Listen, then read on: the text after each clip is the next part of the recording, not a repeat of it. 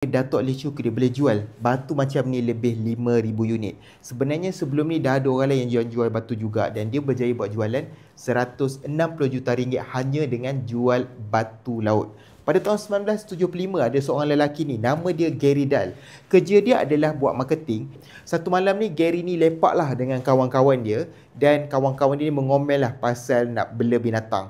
Mereka kata penat lah, nak bagi makan lah, nak kena basuh berak lah, doktor mahal lah, macam-macam lah. Mereka ni komen pasal haiwan peliharaan. Gary pun jawab lah sambil-sambil dia gelak tu kan. Dia kata, kalau macam tu bela batu je lah. Jadi waktu tu semua orang bergelak. Tapi Gary ni dia tak anggap perkara tersebut sebagai lawak. Apa yang dia buat, Gary ambil batu pantai, masuk ke dalam satu kotak yang cantik, dia letak lubang. Konon-kononnya lubang tu udara lah nak bagi batu tu bernafas. Dekat dalam kotak tu dia letakkan satu manual, 32 muka surat ajar cara nak pelihara batu tu dan semua tu ayat-ayat kelakar, satira.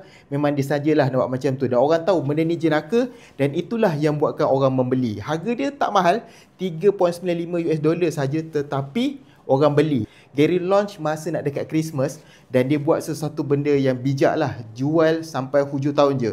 Dan bila last minute, TV, radio, surat khabar, semua cerita pasal benda pelik ni dan disebabkan itu benda ni jadi viral, jadi disebabkan orang tak nak ketinggalan, kita kata FOMO lah. Akhirnya, batu tu terjual 1.5 juta dalam tempoh lebih kurang 6 bulan dan jumlah jualan sekitar 15 juta US dollar.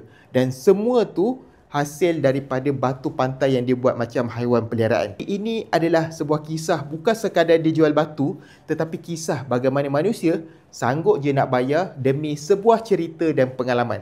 Apa pendapat korang? Cuba korang komen dekat bawah.